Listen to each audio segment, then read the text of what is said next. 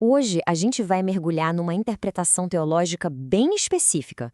A ideia de que o Estado moderno de Israel é, na verdade, o cumprimento direto de profecias bíblicas muito antigas. É uma visão que pega textos milenares e conecta com as manchetes do século XX. Vamos entender como essa linha é traçada. Bom, para a gente entender essa perspectiva, a gente tem que começar com um lado da história, com uma atenção profética. Textos como esse aqui de Levítico são vistos como uma previsão bem clara de um futuro de exílio, de dispersão, sabe? O anúncio de que viria um longo tempo longe da terra natal. E aí, do outro lado da moeda, a gente tem o oposto. Em contraste direto com a ideia do exílio, profecias como esta de Amós prometem um retorno. E não só um retorno qualquer, mas um retorno permanente. A promessa não era só de voltar, mas a de nunca mais ser arrancado de lá.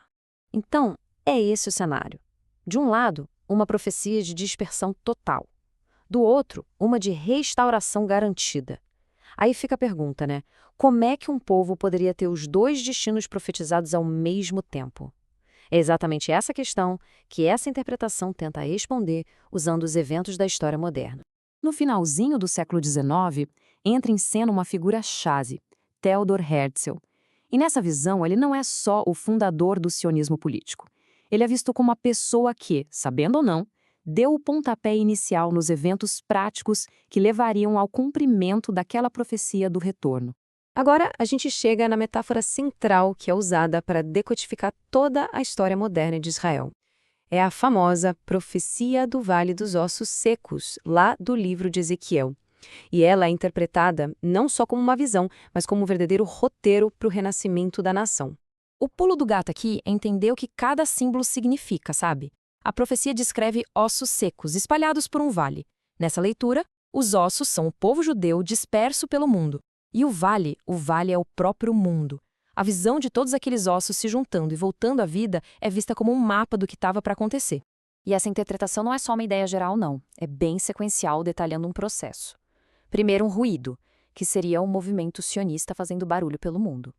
Depois, os ossos se juntando, que seriam as ondas de migração.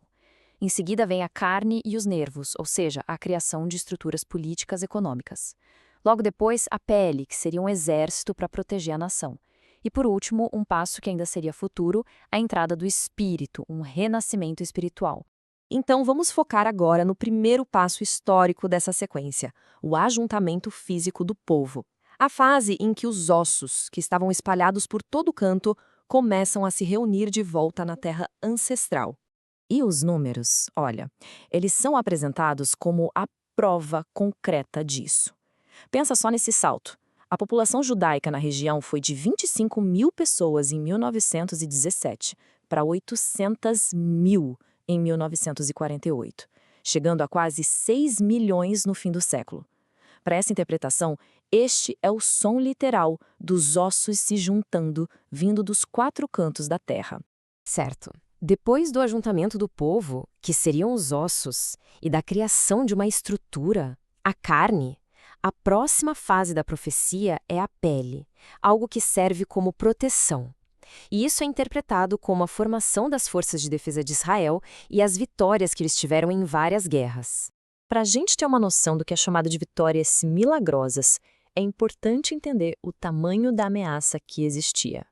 Essa citação do então presidente do Egito, feita pouquíssimos dias antes da Guerra dos 6 Dias, em 1967, mostra bem a dimensão do perigo que aquela jovem nação estava enfrentando. E o resultado daquela guerra, segundo os dados, mostra uma diferença, bem, impressionante. Israel teve cerca de 700 baixas contra mais de 25 mil da coalizão árabe. A perda de equipamento militar também foi totalmente desproporcional. É esse resultado que parecia impossível que é apontado como uma evidência de que algo a mais estava acontecendo ali. E não são só os números, sabe? Os relatos que vêm do campo de batalha reforçam essa visão. Correm histórias de soldados inimigos que teriam as mãos paralisadas nos gatilhos, de um misterioso homem de branco que aparecia e causava pânico, e de posições superestratégicas sendo abandonadas sem nenhuma razão aparente. Isso é apresentado como se fosse a camada espiritual por trás da vitória militar. Beleza. Já falamos da sobrevivência militar.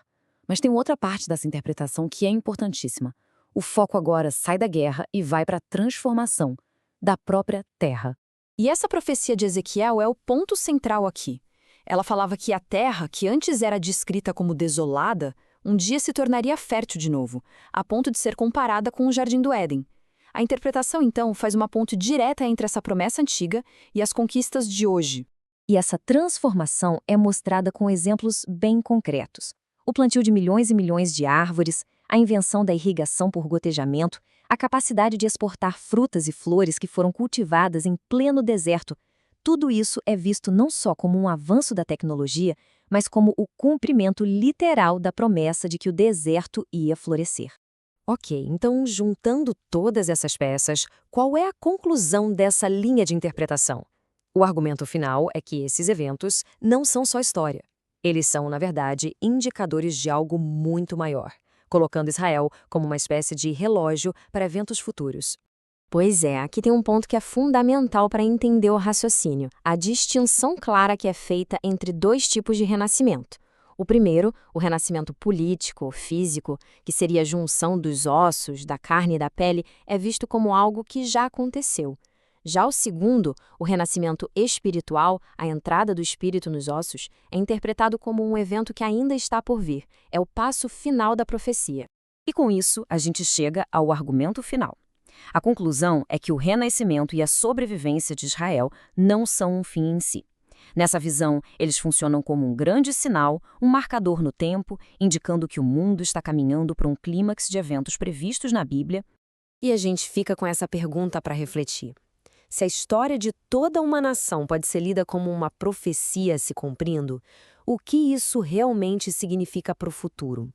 É uma ideia que levanta questões bem profundas sobre como a gente interpreta o passado e, claro, sobre o que a gente espera do que ainda vem por aí.